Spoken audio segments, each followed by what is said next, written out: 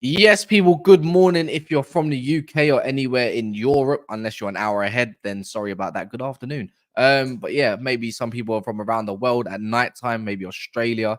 But yeah, so never a foul, we're everywhere. We're going a little bit global at this rate. But today we're going to be talking about Chelsea, obviously. So, well, I don't know if it's going to be a Chelsea love fest or it's going to be a bit of a villain arc. We'll see, because we have got an Arsenal fan and we got months, is what it is. We're going to talk about Arsenal versus West Ham a little bit and everything surrounding that. And then obviously Man United's top 4 chances due to Villa. And let's see if anyone's going to get a little bit giddy, bar Tyrone. But yeah, man, look, we got Monts with us. We got Welks with us this afternoon. Or shall I say morning, because it's still the morning. And then we got Tom Garrett's right-hand man, Rory. You like what I did there? Yeah. I don't even know where this has come from. Oh, no, your video when you was talking, you was backing him basically a little bit. Not that I have an issue with it, because I don't. To be fair, I don't actually care. People just want to get worked up for the sake of it. But I watch your TikTok. They just pop up in it here and there.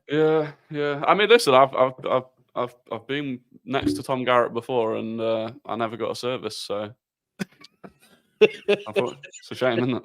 It's a shame. There you go. Maybe one day. We say Fox, man. No, I'm good, man. Big up the panel. Yeah, man. Can't complain. You've been very quiet, and then Congo went out last night. I couldn't believe it. Yeah, but we did well, man. Big up Congo, man. I like the message they've done before the game as well. Obviously, I ain't gonna go too political, but I like that. But yeah, listen, it was nice to see Congo go that far. It was nice that Congo got a little celebration. But AFCON's lit. I can't like Ivory Coast. I'm repping Ivory Coast as well, because I got Ivory Coast friends and family, so I'm repping Ivory Coast. But yeah, no, man, the final will be lit. I can't wait for it. I sense a little bit of saltiness in there. I don't think you're glad that you went out and that went. Oh no, of course not. What are we doing? What are we doing? The Tottenham Asia Cup participation trophy kind of thing, like. Hey, for Congo, it's a big deal, man. It was nice. It sounds like you're coping. Monts, what are you saying, man? You know that we have to big up Chelsea, man. It's not what we usually do. I tried to pick them up yesterday, but like the celebration police came and came and put me in a headlock, So, but did Chelsea win properly today? Where they put you in celebrating? What? Because you were celebrating Chelsea? I wasn't even celebrating, bro. I just gave them the. First of all, I already predicted they were gonna win, and secondly, like all I was trying to say was that if they go and get 2 trophies this season, like how it would be perceived. And it would be perceived as a better season than Liverpool and Arsenal if we were to maybe not get any trophies on the board at all this season. Like in terms of, because silverware, it'd be a domestic double.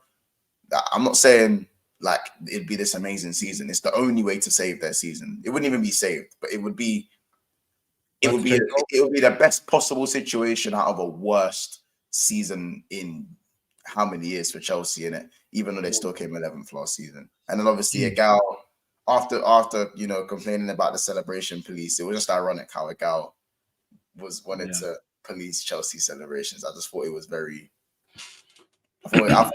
ironic, So oh yeah. But by the way, guys, got 100 man in there already. Please smash the like button. Like button goes very, very far. And obviously every person's channel is in the description. Rory's on the way to 7.5/8K on his YouTube. Welks is growing, get him into that first 1,000 would be nice. And Monts pretty much on the 8K mark as we speak. But yeah, last night was fun. Whoa, were you gonna say something? Yeah, no, I think Chelsea have this in their DNA, innit? They're a bit of speak. Like, what?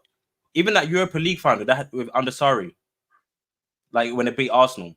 Like they're just always in the competition. Like they're still in a battle when it comes to the final. When it comes to these type of competitions, I know they had the City one as well, final as well. But like it's part of their DNA, man. Like as well, like Chelsea will be another game where we see them in the final because that can get spooky hours as well. But I do believe Liverpool can still win it, and of course, Liverpool should win that one. But yeah, Chelsea's right. If Chelsea win 2 of these cups, they had a great season, and this is what I expected Chelsea to do in the first place. I wasn't expecting. Let me ask you quickly, Volks, just for Volks, by the way. No one else buy it, yeah. If Chelsea done a domestic double, they instantly get Europa football. I think through Carabao. Is it through Carabao or is it FA? I can't remember which. I can't remember which one. Either way, and they don't get top four, and Arsenal only get top four. Who's had a better season? I'll say Chelsea. So if Liverpool finish second and don't get nothing and no trophies, and they get a double, who's had a better season? Same thing. And we win no trophies. Yeah, Chelsea. All right, fair enough. I thought, you know what, I'll try to catch you out there. All right. No, no buts. Stop doing that.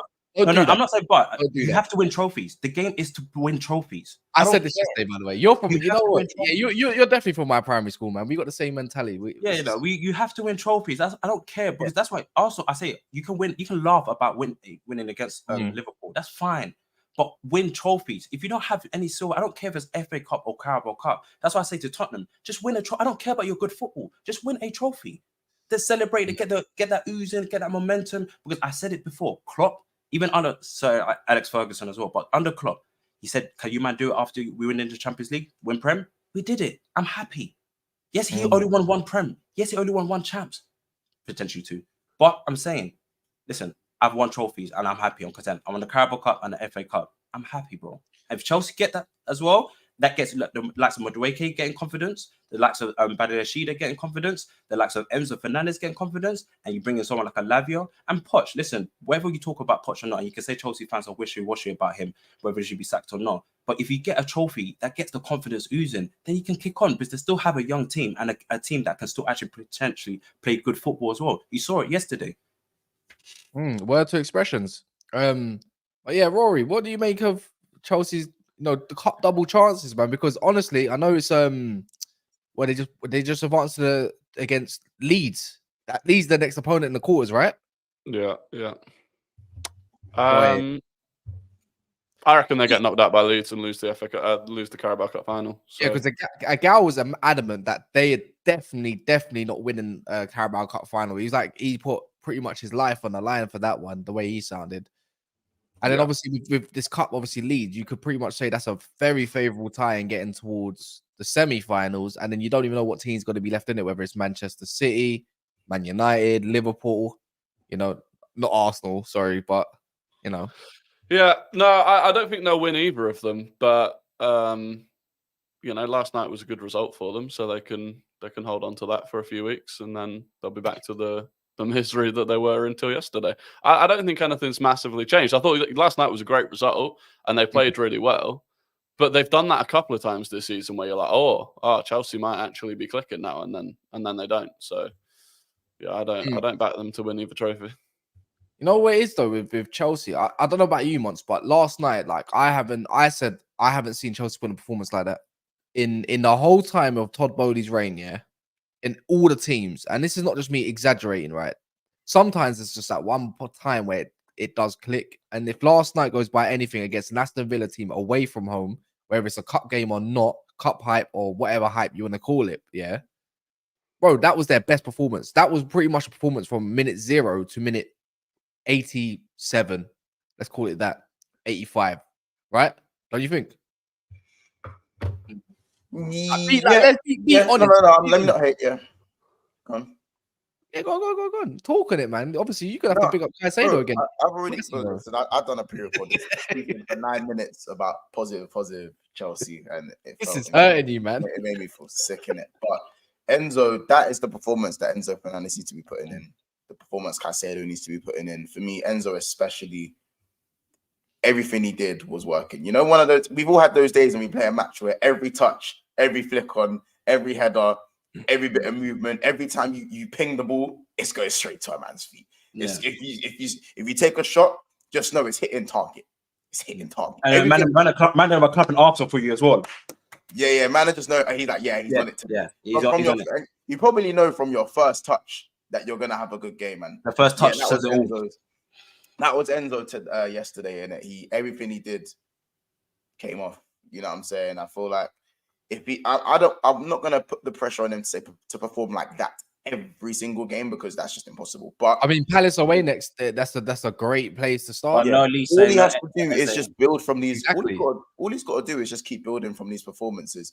And with Caicedo, I feel like when he cuts out the mistakes, then obviously that will help him as well.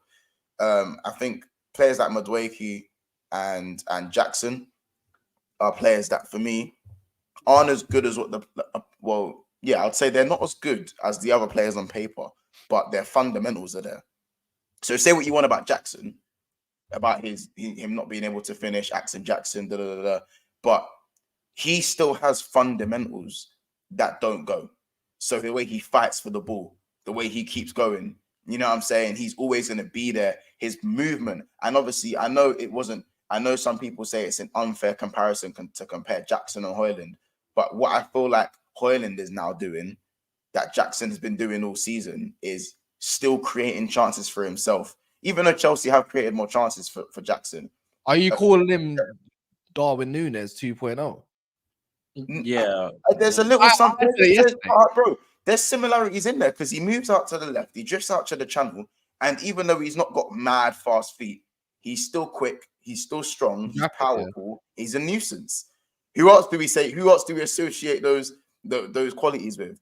And I feel like Chelsea has silently missed Jackson.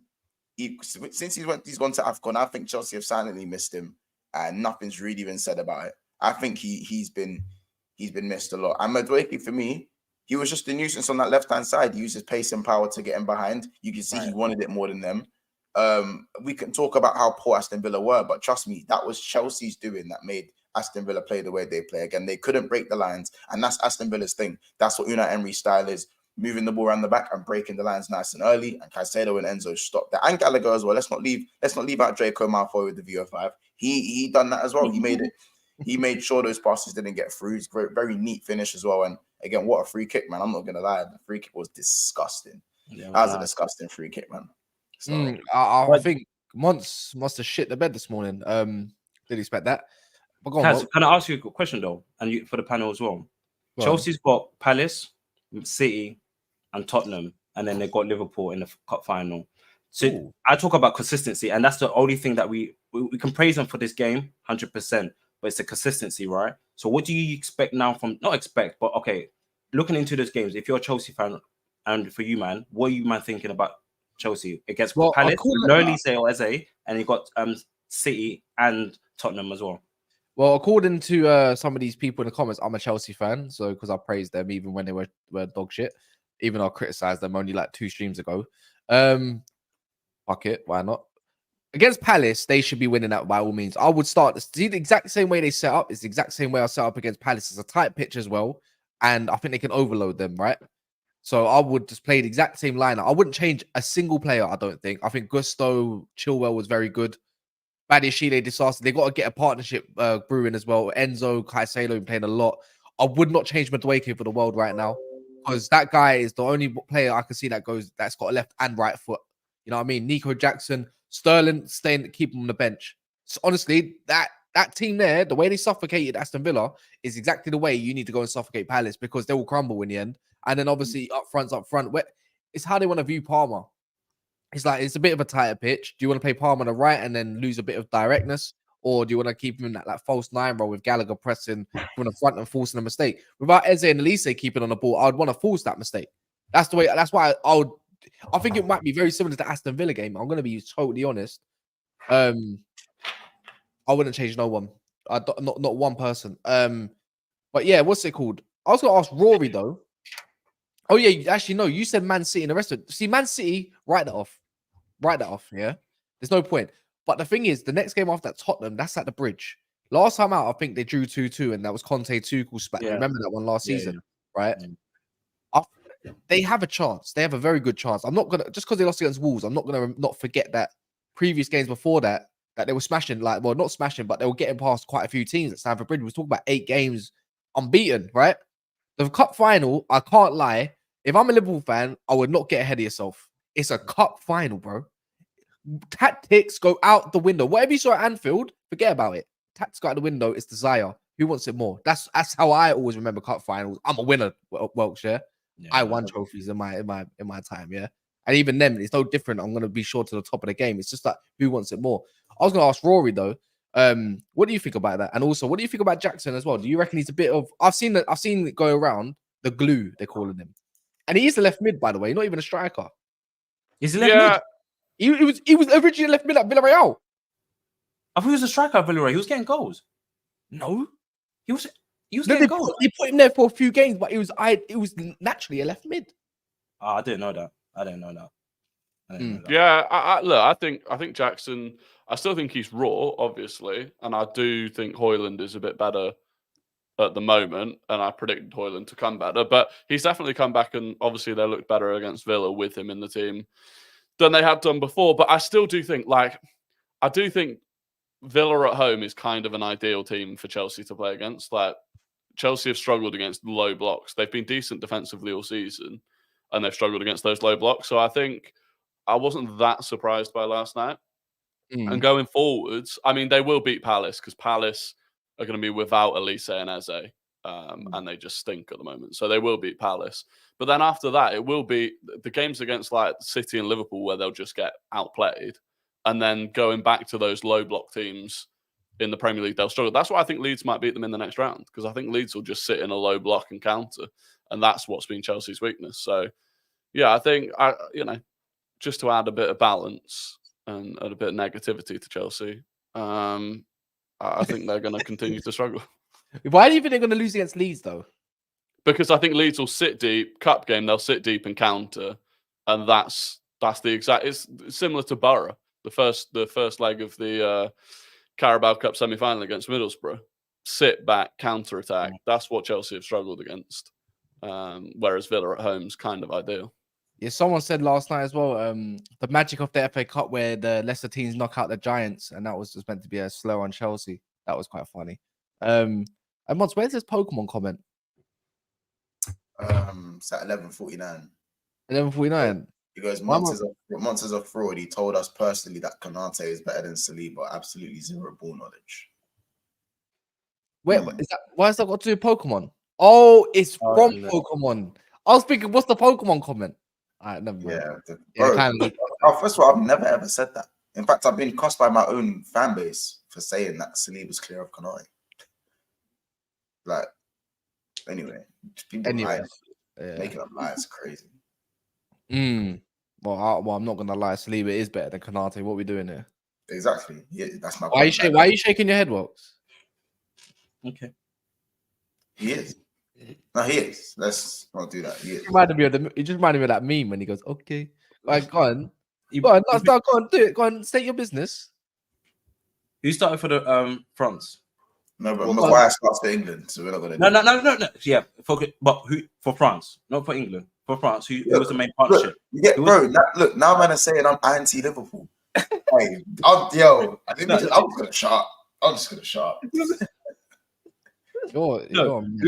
And then for Liverpool, listen, he has his shaky moments. But listen, Konate, I wouldn't say he's clear like that of Saliba. No, I would say Saliba's clear of Konate. But Saliba, I put him in high praises. Like, even at Saint Etienne, and when we went to Marseille, his 2 loan spells was great, and he had a phenomenal season. So Saliba's up there, especially when there was a magazine by the under-21s, and they say he was compared him to Van Dijk and Rio Ferdinand. I said, whoa, high praises, right? If you get compared to that. So no, Saliba has a very good high ceiling. Don't let Real Madrid come calling, Rory, don't get nervous. Don't win a Prem. Don't let Real Madrid sniff him. Bro, it's all right. It's all right for a player to be better. It's all right for someone to have a player that's better than our player. Konate is a brilliant centre back, but Saliba's just better at this moment in time. They both have very high ceilings, and there's nothing wrong with that. Do you know what? I'd rate the argument more if you actually if you actually spoke about how the two of them play. But when you just bring out who plays for France, we can do that about any player in the world. Like, Trent doesn't start for England. Does that mean you wanted to have that conversation? Is Trippier better than Trent? No, but Southgate prefers to play Trippier over Trent. Yeah, so but that's just a national manager's system, right? But that's based on Gareth Southgate's system and his tactics, how he deploys. Trent doesn't really thrive in English, and we know why. Hence why Maguire and I mean, there was a whole wing back. Bro. We play wing back, so it would suit Trent perfectly to play right wing back. Yeah, 100%. But you can. An argument was for Reece James as well, and I personally believe Southgate and Trent have some sort of beef. Personally, that's just me. That's just me personally. I right? think Southgate just doesn't like talent. I'll be honest. Yeah, like you went to watch Jordan Henderson at Ajax when Phil Foden balled out against Brentford. So when you giving me to that, but yeah, Rory, okay, in that sort of sense, yeah, no, Saliba, both of them are quick. They're very good pacey players as well, and I think we play a very high line, similar to you as well. But I think on the ball, I think Saliba's better because Konate is prone to having a mistake on him. In the air, he's very dominant. I'll give the game of against Man City in the FA Cup when he scored a header as well. He's good at playing the ball out the back. Obviously, we missed that from Matip, but I think Konate is very good at playing from the playing from the back as well. Drives into that sort of midfield. I think the game against West Ham, he played a long ball to Cody Gakpo, and we got a goal from that as well. But that was him driving into sort of that midfield sort of area. And I don't really see Saliba do that, but he's very good on the ball as well, very pacey as well. So I would say that they're kind of almost on par. I wouldn't say they're both clear of each other like that. I think they're almost on par. Yeah, but dig yourself out of that hole, mate. Go on, keep doing it. Yeah, come on. You want to do that tactics thing? I can play that game as well, Rory. Don't play with me. Honestly, the only thing that separates them in terms of what they've done is probably Konate's had more. He's got more pedigree in the Champions League, and he's obviously got the Champions League performance in the final. He plays in a better team. Well, you can even because that final we played Liverpool. Let's be honest, Konate didn't really help Liverpool massively that season. Like he did. That Champions League, no, definitely did. Definitely did. Not really. My thing is that Saliba, even the Inter Milan game, I have eyes in it. I have eyes. Yeah. Look, I have eyes, and Jacob's actually put up the perfect comment. Yeah, I would say that as well. He's actually closer to Gabriel. I feel like that's a comparison. I'm not saying Saliba's clear. Maybe clear was a stretch in it, but Konate has had he went on like a 8 to 10 game stretch for Liverpool this season. He started the season very poorly. He was the last defender in the pecking order. He was the lowest in terms of Gomez, Van Dijk, and Matip. Yeah, Matip got injured once. Can I throw a little span in the works there? Yeah. How about this? I don't know if this is your opinion or not, but Gabriel's been better than Saliba at Arsenal this season. Not in my opinion. No. This season, Gabriel didn't start the first couple games. It's like the Van Dijk thing. It's like the Van Dijk thing. Bro, I think it's similar to the Van Dijk thing where people say, because Konate's form is so in your face in terms of because when he ushers the defender and he takes someone out, you can just see it all the time when he's doing it. Compared to Van Dijk, where he's not always putting the tackle in. He's not. Why are we overlooking Gabriel this season? Gabriel has been better than Saliba this season. Rory, can you agree with that? No. In my opinion. So if you see so wait, one sec, because I wanna make this toxic a little bit, yeah. So if we can agree or to disagree that Gabriel's been overlooked and better than Saliba this season, and you said Konate is more suited to Gabriel. I mean, does that not mean Konate's been better than Saliba this season too? Which he has, by the way. I think it's a difficult one, right? Because Gabriel massively gets overlooked because Saliba just looks better, right? He's more pleasing on the eye, and he does a lot more of those like 1v1 sprints, tracking back. Like, there's a lot of things that make Saliba look better, but Gabriel does massively get overlooked. I still think Saliba is probably slightly better than Gabriel is, but I do think Gabriel Konate is the conversation. I don't think Saliba Konate is the conversation. Because you'd more liken Saliba to Van Dijk the way they play, backing off the defender kind of type beat in it. Honestly, I'm going to bring this comment up because I forgot your super chat last night. It said Ibo was our best defender last season, and injuries was the reason he didn't start. Stop the cap, my G. You're still my G though, Monks. How can you be your best defender, but you didn't start? Konate was on the bench for many games. Matip had him out the team this season. He was out the team. Sorry, bro. Matip was carrying, bro, at the end of the season. Like Matip was cold. Like I'm talking about this season. Matip was doing what he needed. Yeah, Matip was, until that injury, Matip was that was hard to break down. Like, I'll be so real. Like, it was Liverpool. Even when Matip didn't play, do you know who stepped in? Joe Gomez at centre back before Konate. What does that the writings there? Like, that was what was being said about his form. I don't know, man. Stylistically, it's Gabriel versus Konate, but I understand the comparison between Konate and Saliba. I just think Konate's had a better. I'm loving this month or two. Saliba throughout the season's been better. I'm loving this. Big up Starlaw for that comment as well. Good morning or top of the morning to you as well. Whoa. Funny enough, we talk about how good Gabriel's been. Talking about how how good of a defender Saliba is. You got West Ham, Rory, on the weekend. And if you look at the fixture lists, we're talking about Man City, Liverpool, Arsenal, and even Tottenham. The toughest fixture out of the top 4 is actually you boys. And I remember Daps saying this, right? Daps might be here, by the way, within the next 20 minutes. He might not be. To be fair, there's just loads of traffic and barbers, etc., blah, blah, blah, blah. But he was saying if Arsenal are to go to West Ham and go beat them, right? Don't matter even what. It don't even matter the performance. Just go and beat them. The fact is West Ham away. The fact it's London derby. Arsenal might start getting respect in this title race. I think there was a comment the other day from a Liverpool fan. I can't remember who it was. He says, I don't even look at Arsenal. Who was that? I don't even look at Arsenal. It was just me and Man City, basically. So I can't remember who it was, but it was interesting. I don't know how you can not look at Arsenal, given that we're only 2 points off Liverpool, but and we've beaten City and Liverpool already this season. But look, to be honest, I'm not that worried about West Ham. I don't think it is that. Like, they've beaten us twice this season, which I actually think is a massive motivator for our team to put it right. But also, West Ham haven't won a game since the end of December. The last time West Ham won a game was against us. I think they've gone 6 games without a win since then. They drew against Bristol City and then lost against Bristol City. They drew against Sheffield United. I think they're struggling at the moment. And yeah, I'm not too bothered about them. I don't think Paqueta's back. And I think they've missed him. So I think we'll be all right. But it's one of those where you've beaten Liverpool, but that means nothing if you then don't go and beat West Ham. So we got to make sure we do. But I'm pretty confident. Do you not reckon West Ham's got some for Arsenal? Because you know what it is for me? I just don't. Without no Antonio up front, you lot, yeah. I just don't see how they sustain anything against Arsenal at West Ham. Honestly, I looked at the Man United game. I looked at the Bournemouth game. It was literally nothing. It was a nothing game. Their performance has gone right in the bin. Bowen up front does not help their situation whatsoever. And I don't know what David Moyes' problem is with not playing Danny Ings either, an actual recognised striker. Do you get what I mean? I can't lie, man. The same way Monts predicted Chelsea to win last night is the same way. I don't think I can write off Arsenal for this. I don't even have a feeling West Ham are even going to score. Is that awful to say? No. The man said a Declan Spice derby, that one. No, Arsenal, I think you'll beat them comfortably. It'll be a good win, a staple win as well. And I think it's more about what it means as well. You're right. People are writing off Arsenal as well. So obviously you just beat Liverpool. You want to carry momentum. You will know what you're going to beat them, but it's what it's going to mean and what's going to represent. Yeah, you're right. 2 points behind Liverpool. Just momentum. A quick one, Melks. When you say people, do you include yourself?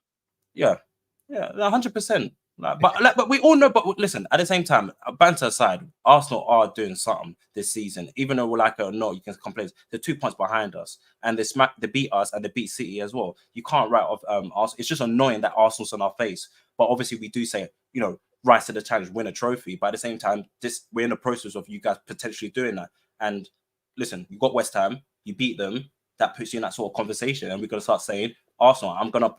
But the question I'm asking you, Rory, who would you play? You got Jorginho that just came off a man over the match performance. You got Emile Smith-Rowe. Who gets the chance? It gets a West Ham that's a bit depleted. I'm looking at Emile Smith-Rowe to start, but would you play a Jorginho? I'd play Smith-Rowe mainly actually because I don't think we need Jorginho in that game, and he's actually been injured all season. He's got some sort of injury that can't go away because we've got no one else to play. I think there was only one game where he wasn't on the bench. But I think we can call him up for those big games and he can get through it. But I don't think we need to use him in games like West Ham. And yeah, I mean, I love seeing Smith-Rowe play. So the more chances he can get, the better. Well, they're saying that Antonio and Paqueta should be back for the Arsenal game. That's a big boost. I'm just looking at it right now. I don't think they'll be back to start. Yeah. No, they can't be back to start. I don't understand that notion. Just because the player's back does not mean they're going to be anything great. How many... thing is... Go on. The thing is, even if they're close to being back or nearly ready to be back, the game after us, they've got Nottingham Forest. And you're do you really want to rush them back against Arsenal where you're probably going to lose anyway? and risk them for them. It's a London derby and they beat you twice. Yeah, probably going to lose. Yeah, but they got battered at our place, and we just couldn't finish our dinner. So I don't know. Maybe they play both of them and go for it, which would be annoying. But it would be a David Moyes type thing. I mean, battered or did their game plan work? I mean, their game plan worked because they won, but another day we put 4 or 5 past them that day. So it's that old chestnut. No, you're not. So you're not in belief that Arsenal's got this one in the bag then once. Pardon? You're not in belief that Arsenal's got this one in the bag. Nope. Why? And that's not an Arsenal thing. I think West Ham away for anyone is just annoying. It's the just London Stadium. Yeah, the bubble. It's all the bubbles. Yeah, I hate going. Personally, I hate going there. Even as a Liverpool fan, I hate playing there. Innit? Like I give any team that wins there their credit, man. It's just so annoying playing there. The pitch feels so small. Feels like there's no space. It's so small, but yet so big at the same time. Yeah. They've got a track around it as well. It's weird. Yeah. Man. You wouldn't think it's Olympic Stadium or not. Arsenal should win because of their form. Was it 3 straight wins for them or 4 straight wins for them now? And you look at West Ham, 4 straight losses. So by that rhetoric, Arsenal should win. But of course, West Ham have got the upper hand in terms of head-to-heads this season. So funny you say that. West Ham's last win was actually against Arsenal. Yeah. Yep. Which was over a month ago now. No, and I don't think they had Ben Rama as well. Yeah, I see what you did there. Kyle. I mean, at this rate, it will be. Kyle says West Ham will be a more difficult game than the Liverpool game. I agree. See what you did there. In a way, like obviously it won't be, but in a way, because they will sit deep. Like games like Liverpool are actually kind of not easier for us, but they suit the way that we want to play better than a team like West Ham. It's not a harder game, but it's more annoying game. Yeah, they're just going to sit back and literally try to pounce on any situation, right? Yeah, exactly. Again, I still don't believe in their final ball anyways. And Emerson had a howler last game as well. He was just messing up. But when I was just, he had like 3 clear-cut chances. He scuffled all of them. I was just like, you man are just not there. You're right. And no Danny Ings as well. He tried, Bowen played on the wing last time, but then he tried to play him striker as well at the same time. I don't know what David Moyes is really doing in it. So he went back to the back 5 against us, which was a bit surprising as well. I'm thinking, right, you can see them possession that much. I'm just thinking, you absolute donut. When you don't have no strikers, what are you doing? But yeah, look, I think this is definitely a must-win game for Arsenal because you lot only got Burnley. Man City's only got Everton. Last time, actually, to be fair, Everton actually beat them last season at the Etihad, didn't it? So is that good as a block? No, it's not. It's not. It's at the Etihad. Same way as you boys. I feel sorry for Burnley. You lot got probably a thing or two for them. And last thing we're going to really talk about is Man United's top 4 chances. Now, Man United for once have not been talked about whatsoever. Even after the West Ham win, that just got overshadowed by Arsenal, innit? See, there's giddy merchants like tired where I can't seem to I can't get on board with the top 4 part. Even after the only way I can say it is if you go and get a win against Villa, which I don't believe in, I don't even want to know about that kind of stuff, right? Are Man United fans getting ahead of themselves already because of 2 wins? Because I ain't seen nothing about Ten Hag, by the way, just because he's got 2 wins under the bag. Yeah. I think like I can understand it because you have had a couple of decent wins, but let's say my prediction for the weekend would be that you draw against Villa and Spurs win. And if that happens, you're 8 points behind Villa still, and you'll be 8 points behind Spurs. And at that point, like if you're 8 points off top 5 at this point in the season, it's tough. That's tough for you to make a comeback at that point. So yeah, but they got Luton and Fulham after, and then Nottingham Forest. Yeah, we got Man City soon, G. Yeah, Forest is in the cup. D-Day. Hey, well, but you're Fulham and Luton. Surely Fulham and Luton, you can, even if you lose. No, we'll beat. I reckon we'll beat Fulham, but Luton away. When are we going to stop discrediting Luton? Luton away is tough, mate. I am not. You guys fumbled there. City just about got past them. So did Arsenal just about. Newcastle fumbled twice. Do you know what I mean? Who else there? Chelsea was the only one that went there convincingly and battered them. Yeah. Tottenham just about got something. Don't you have Casemiro back? Are you not praising Kobe Manu? Kobe Manu's getting his praise. Casemiro's back. Obviously, are you not watching the football? Are you not a bit convinced that you might get something over the line against Villa? I think no. I said yesterday I've got confidence because of Chelsea. I've got a bit of confidence about Manchester United going to Sunday and getting something right. I've seen something. If you dismantle them, if you don't give them actually any time, but how long can Man United sustain that? I don't look at Casemiro and Kobe as pressure man like that. Whereas Caicedo and Enzo, for some reason, I don't know what Enzo did. Like I said, he must have took a fat shit in the toilet because that guy was acceleration was crazy, right? I'm just saying, like, with that and the pressure from the front too, I see it. But I just see for me, in hindsight, I see Rashford getting a little bit lazy if things don't go his way. I see Højlund pressing. I see Garnacho pressing, but Garnacho's a weakling. Like, I just don't see it. And especially with Martinez out, I do not see a high line. I see us reverting back to a low block, and that's where Villa's going to have a lot of the joy. Like, I just don't see. I don't know what it is. I just can't have Man United fans trying to tell me you should be positive. You know, you should be this and you should be that. When all season we've stunk of shit, right? Just because we got 2 wins, one at home and the other one. Who was the other one against again? West Ham. Is it West? No, one before that. Who did Man United win before that again? Isn't exactly? It's gone out of 4 already because we forgot.